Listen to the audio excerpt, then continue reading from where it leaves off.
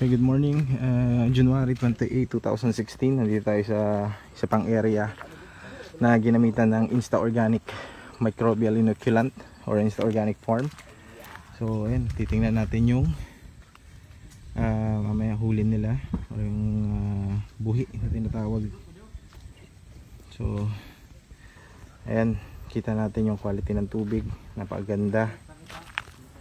Ito 3 months after they used the product. Tingnan natin kung ano yung naging resulta sa mga sugpo, alimango at bangus nila, or sa sugpo or sa alimango. Ayan, tingnan natin, very clear yung tubig. Napakadaming lumot. So hindi sila gumagamit dito ng feeds, natural lang pakain nila dito. So mako-consider mo na organic yung binibreed nila rito or yung kinukulture nila na sugpo at alimango.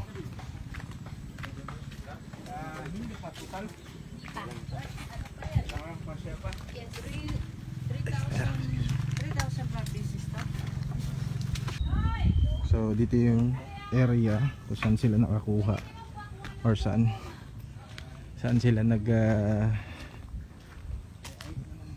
initial harvest.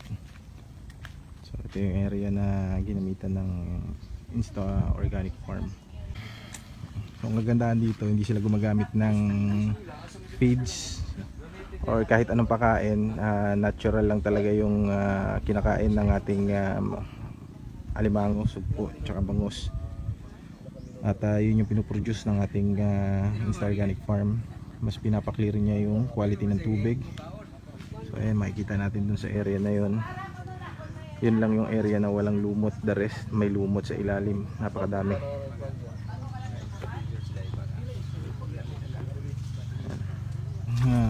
Result after they use the Insta Organic Farm. Lumubog na siya. 3 months and 12 days. Para sa aquarium. So ito yung naging resulta after 3 months and 12 days. Mag 1 kilo ya? Oh, Sobra pa. Almost a kilo silang siguro to. Mga 700 grams. Hindi. More than to? More than yan. More than yan. Okay. taga ayusin ko. Oh. So yun yung naging resulta. 3 months. Ba yung nakain niya, sir? So 3 months and 12 Dito yun days. galing. Dito yun. 3 months to. 3 months.